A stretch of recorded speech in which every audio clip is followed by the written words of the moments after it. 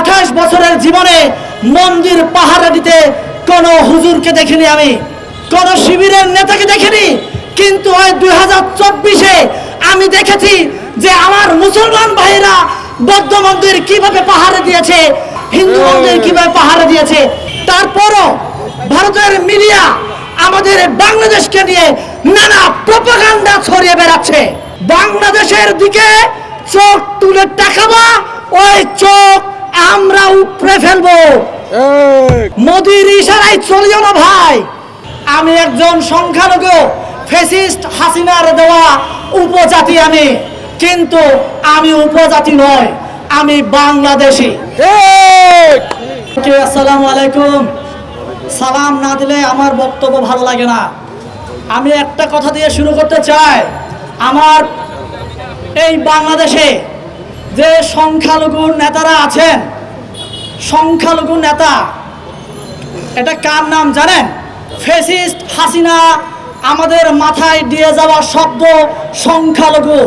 এই সংখ্যালঘু নেতারা দাবি করেন বাংলাদেশে হিন্দু 37% ছিল, এখন হয়েছে 8%। বৌদ্ধ এত পার্সেন্ট ছিল, এত পার্সেন্ট, বা আমার পাহাড়ে এত পার্সেন্ট ছিল, এত পার্সেন্ট কমে গেছে।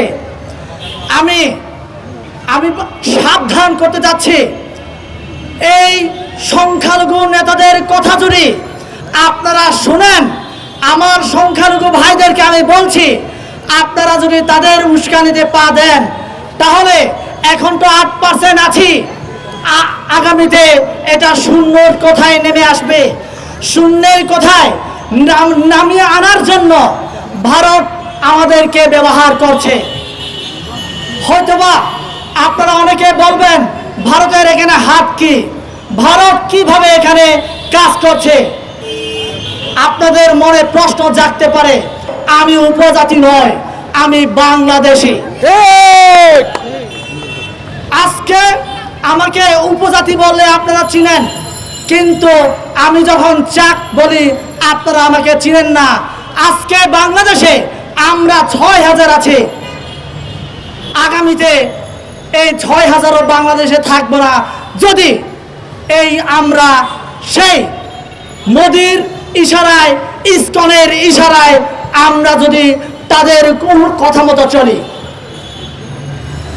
আমি সাবধান করতে যাচ্ছি, আহ্বান করতে যাচ্ছি, এই বাংলাদেশে যা হিন্দু আছে, বৌদ্ধ আছে, খ্রিস্টান আছে, এই ধর্মের যারা আছে সাধারণ ভাইদেরকে আমি আহ্বান জানাতে চাই, আপনারা ফাঁদে পা দিবেন না। আমরা যদি ফাঁদে পা দেই তাহলে বাংলাদেশ থেকে আমরা নিশ্চিহ্ন হয়ে যাব।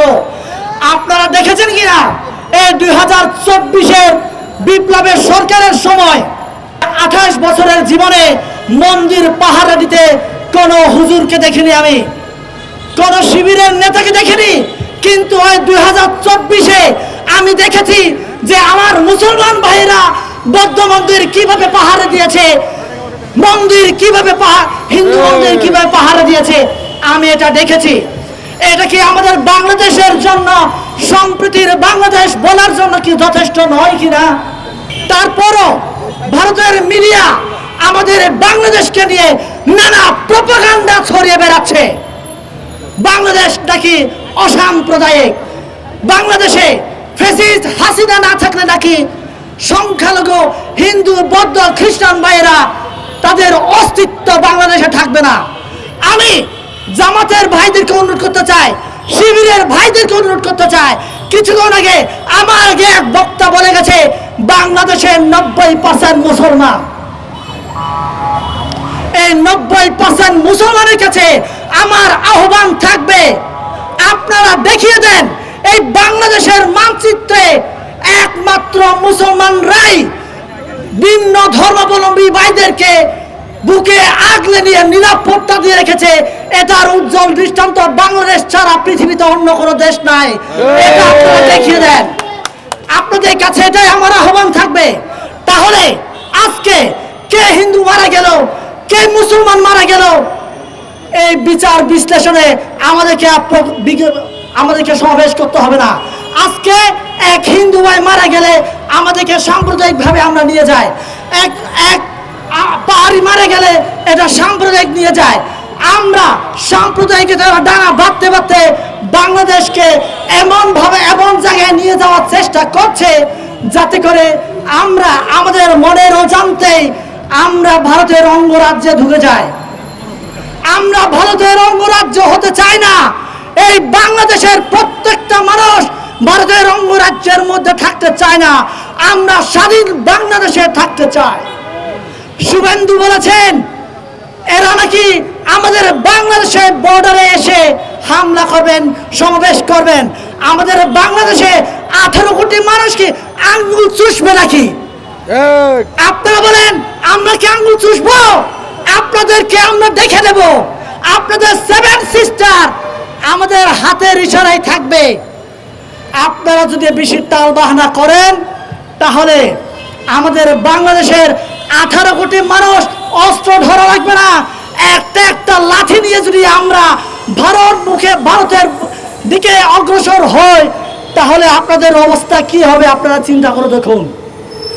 7 সিস্টারের ভাইদেরকে অনুরোধ করছি, তা আপনারা মোদির পা আর চাটবেন না। মোদির পা চাটবেন তাহলে আপনারা সুখে থাকবেন না।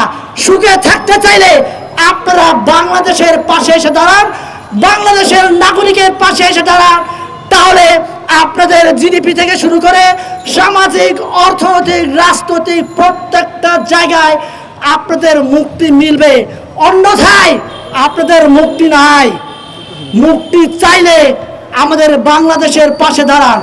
আমরা শুভেন্দুকে হুঁশিয়ারি দিয়ে বলছি, আমরা এখনো মরে যাইনি, আমরা বেঁচে আছি। আমরা বেঁচে আছি।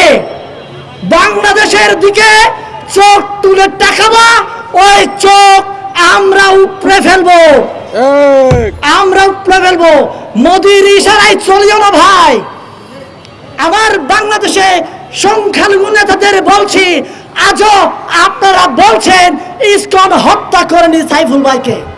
কে হত্যা করেছে? তাহলে আমার বাংলাদেশে মিডিয়া ভাইরাও বলছে, অনেক মিডিয়াতে আমি দেখতে পাচ্ছি সাইফুল ইসলাম ভাইকে নাকি ইসকন হত্যা করেনি।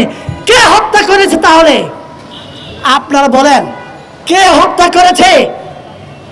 স্পষ্টভাবে আপনারা মিডিয়ায় বলবেন, লেখালেখি করবেন, সাইফুল ইসলামকে হত্যা করেছে ভারতের মোদির ইশারায় ইসকন হত্যা করেছে। এটা আপনারা স্পষ্টভাবে লিখবেন। কোন টাল বাহানা করে কোন হেডিং দিয়ে আপনারা লেখালেখি করবেন না। আপনাদের কাছে অনুরোধ থাকবে এটাই।